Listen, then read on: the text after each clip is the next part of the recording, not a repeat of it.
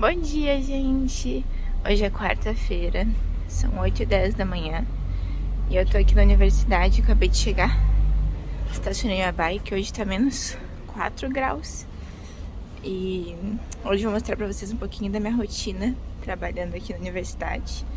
Eu sou técnica de laboratório, Labtech, aqui. E eu vou mostrar pra vocês como é a rotina de quem trabalha com isso por aqui. E o que eu faço, e como é que são os meus dias. Vamos lá.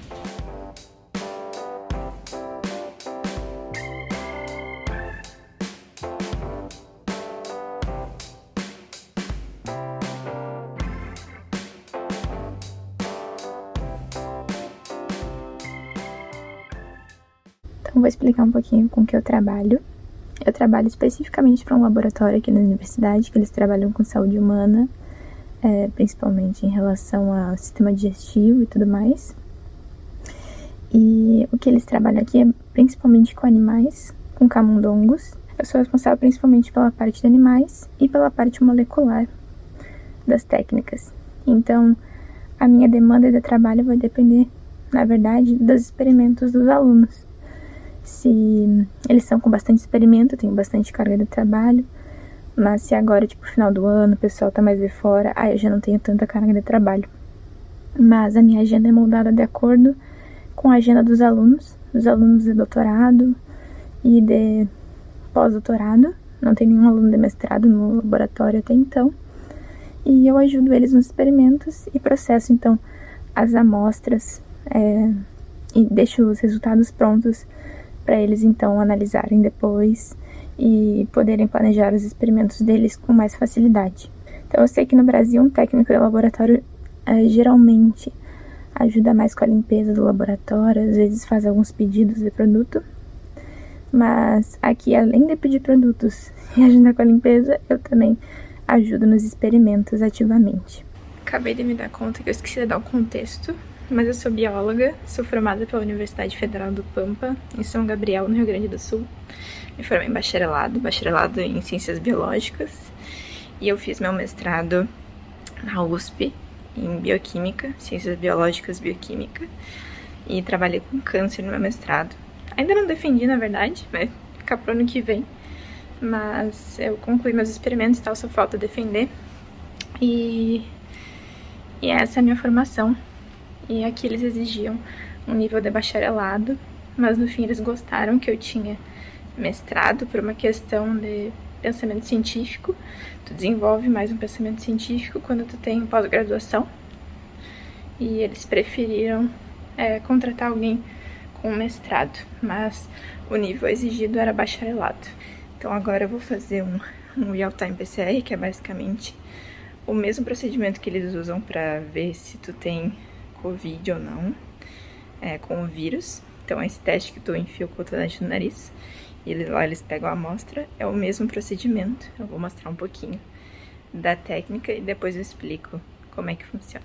Então, gente, para quem não sabe o que é PCR, é uma técnica de biologia molecular que é dividida em dois tipos. Ela pode ser em tempo real, que é geralmente o que acontece no teste de Covid, ou pode ser convencional.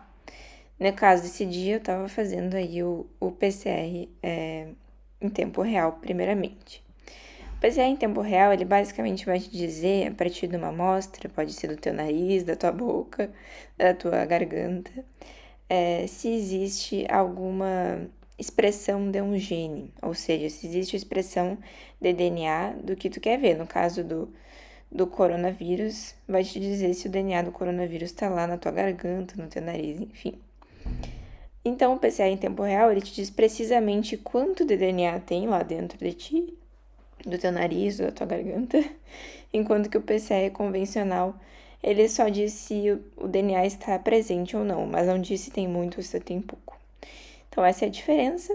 O PCR em real time, ele te dá uma leitura de fluorescência e depois tu pode ver uma curva bem bonita, graças a essa fluorescência, que é basicamente somente a adição de um componente fluorescente durante o processo. E essa curva que vai te dizer, depois que tu analisar ela com as ferramentas certas, a expressão gênica. E é basicamente assim que a gente descobre a quantidade de DNA que tem ali na amostra que tem. Então agora eu fiz o PCR em tempo real. Agora à tarde eu vou fazer o PCR convencional e vocês vão ver a diferença, mais ou menos. Mas para quem nunca trabalhou com ciência, a gente trabalha com essas ferramentas aqui que são as pipetas, porque a gente trabalha com uma pequena quantidade de líquido, é muito pouco. Então a gente precisa ser bastante preciso nas quantidades. E esses aqui são ferramentas pra gente pegar os líquidos, a quantidade de líquidos. Então tu só regula aqui e pega, pra quem nunca viu, pra quem não sabe. Enfim.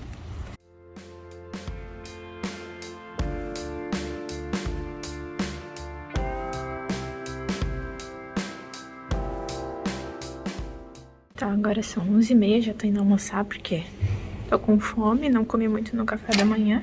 E quando o Lucas tá aqui, geralmente a gente almoça junto, mas hoje não é o caso, então eu almoçarei sozinho, infelizmente. A gente já mostrou outras vezes o almoço aqui, é basicamente quase sempre a mesma coisa. Então a gente peguei chili com carne e arroz e um copo d'água. E é isso, agora vamos comer. Então, depois do almoço, eu fui lá fazer o PCR convencional, como eu tinha falado pra vocês. Além daquelas diferenças dele ser menos preciso e não te dar informações exatas, ele também é mais barato. Então, aí em cada tubinho tem uma amostra diferente. E essas amostras depois eu levo para um equipamento que, através de diferentes temperaturas, ele vai fazer, então, essa produção de mais DNA. Então, eu ponho basicamente um gene diferente em cada máquina, porque cada gene tem uma temperaturas diferentes. Eu espero o tempo e depois disso eu tenho que botar eles num gel de eletroforese, que depois eu vou explicar melhor o que é um gel de eletroforese. Então, basicamente, o que eu fiz hoje foi processar 2 tipos de amostra. Primeiro eu fiz o PCR em tempo real, com as amostras do experimento de uma aluna. Então, uma aluna de doutorado, ela passou as amostras para mim e eu processei e fiz o PCR em tempo real para ela.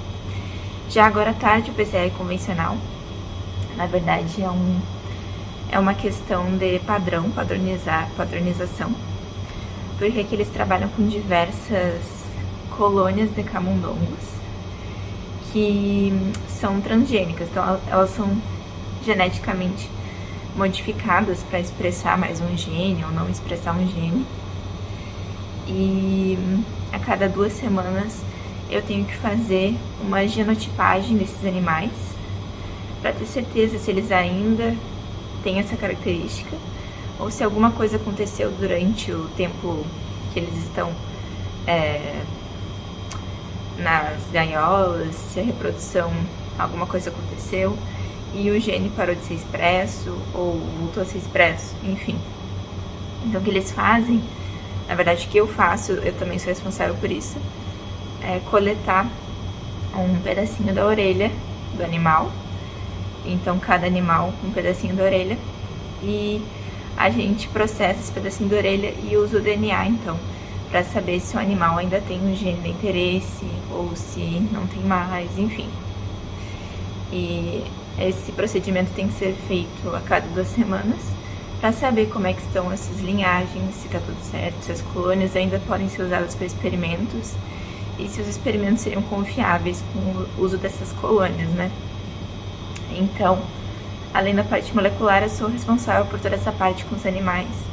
Sou responsável por botar os animais para reproduzir, por coletar essas amostras de genotipagem, também por separar quais animais que devem ir para eutanásia, esse tipo de coisa.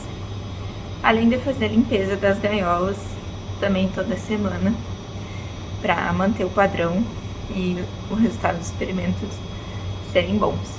Então, para isso eu tive que fazer um curso de animais aqui da Europa, que chama Felasa B. E é um curso que tu tem que ter o certificado para poder trabalhar com os animais, senão tu não pode nem entrar nas salas específicas para isso. Então aqui também são algumas gaiolas dos animais. Eu também sou responsável pela organização dessa parte. Então manter limpo, tirar o que tá sujo, repor o que eu tirei, enfim, também sou responsável por isso. Então já estamos aqui em outro dia, hoje é o dia seguinte, e hoje eu vou fazer o gel de agarose para correr as amostras. Então o que eu vou fazer é mostrar para vocês o processo e aí depois eu explico um pouquinho como é que funciona e o que eu tô fazendo na real. Vamos lá.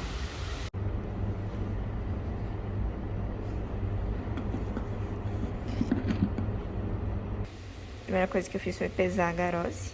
Então, o que é a agarose? É um pozinho, é igual gelatina, então é o que deixa a gelatina dura, basicamente.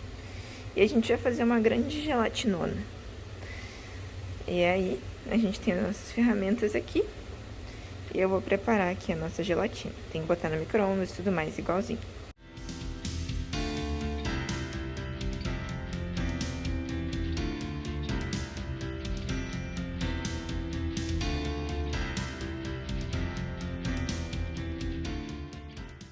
Então agora para explicar para vocês um pouquinho de como funciona o gel de eletroforese, que é isso que eu tô fazendo.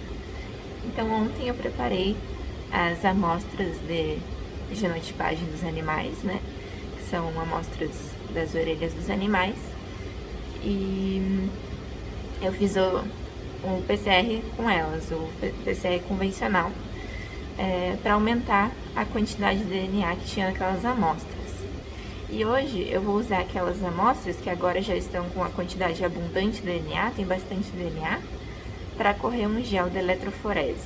Basicamente eu faço aquela gelatina que eu mostrei para vocês. E o que eu tenho que fazer é botar as amostras dentro dessa gelatina e elas têm que andar dentro da gelatina. Basicamente isso. Então, como que elas andam? O DNA, ele tem uma carga negativa nele e como vocês sabem, os opostos se atraem. Então, o que a gente faz é passar uma corrente elétrica por essa gelatina, por esse gel, e fazer com que as amostras que estão ali dentro corram para o lado positivo, já que elas são negativas. Então, a gente liga elas na tomada mesmo e manda correr. Mas eu mostrando, acho que vocês vão entender melhor. Então aqui o gel tá pronto, é igual o processo da gelatina mesmo, a gente aquece no micro-ondas, põe uma água gelada depois e deixa esfriar. No caso não deixei na geladeira, deixei aqui mesmo, esperei 15 minutos. E aí antes de ele endurecer, a gente põe esses pentes aqui. E aí quando tira o pente, fica buraquinhos, tá vendo? Na gelatina, nesse gel. Então, a gente pode botar a amostra dentro desse buraquinho depois, e aí a gente consegue que ela fique, então, dentro do gel para o processo acontecer. Então, agora eu já botei todas as amostras no gel, tá vendo ali nos buraquinhos? Agora elas estão todas preenchidas com amostras. Então, eu só tenho que anotar a ordem que elas estão, para depois eu saber direitinho, né? Aqui elas estão, tá vendo? É uma quantidade muito pequena, e é por isso que a gente tem que trabalhar com as pipetas. Vou mostrar pra vocês depois como elas funcionam. E esse gel fica imerso em água, porque essa água que tá aqui, ela ajuda a criar essa corrente elétrica. Então, aqui tem um fio, aí o vermelho é pro positivo, o preto é pro negativo. Como eu falei pra vocês, o DNA tem carga negativa, então ele vai correr pra carga positiva aqui no vermelho. Então, vai correr neste sentido. Então, a gente liga o equipamento, ajusta para 100 volts. Então, 100 volts, vê se tá tudo certinho e põe para correr, o mocinho correndo. Aí aqui a gente vê, ó, que cria umas bolinhas, eu não sei se vai dar pra enxergar, acho que não. Então, agora dá pra ver, ó. Cria umas bolinhas, isso quer dizer que a corrente elétrica tá passando lá dentro. E agora a gente espera 1h e 10 por aí, para as amostras correrem por esse gel. E aí eu mostro pra vocês como é que fica. Aqui sobre as pipetas, eu só queria mostrar pra vocês, pra quem nunca viu, porque eu só fui ver isso aqui na universidade. Elas são de acordo com a volumagem de líquido que tu quer retirar. Então essa pipeta aqui, por exemplo, ela vai até 1 ml, mas ela pega de 100 microlitros a 1 ml. Essa aqui é de 100 microlitros, então ela geralmente pega de 10 microlitros a 100 microlitros. Essa aqui é de 10 microlitros Então ela pega, ó, de 0,5 a 10 microlitros. E tem uma ainda mais baixa, que é de 2,5 microlitros, que pega em um volume muito baixo de líquido para ser bastante preciso. Então aqui, por exemplo, é a pipeta de 10 microlitros. Eu ajustei para 8 microlitros. Eu pego a ponteira na pontinha. E aí o líquido, que também aqui é muito pouco, ó. E aqui eu peguei... Ui, tá caindo sua. E aqui eu peguei 8 microlitros. Então tu consegue ser bem preciso nas técnicas com volumes bastante baixos. Então agora já tá pronto, já correu. E eu dividi ele ao meio, né? Porque teoricamente são 2 géis aqui. E aqui ele tá pronto. Então dá pra ver ali que as amostras correram. A gente põe ele nessa máquina que vai ler. Então a gente consegue ver aqui o gel lá dentro. E aí a gente manda ler. Então aqui lê o gel. Então basicamente essa primeira aqui te dá uma ideia de tamanho, qual o tamanho desse DNA. E aqui o que aparece é o DNA, se ele está presente ou não. Então algumas amostras aqui, ó, não aparece e outras aparecem, e aí te dá uma indicação então da expressão do gene, no caso deste gene aqui que a gente está vendo, nessas amostras. Esse aqui é o segundo gel. De novo, tu consegue ver a marcação do peso o peso do DNA. E esse DNA aqui tá marcado, então quer dizer que ele existe. O primeiro, ó, não tem nada, então aqui não tem o gene, mas nos demais que tem a marcação, quer dizer que o gene então tá presente na amostra.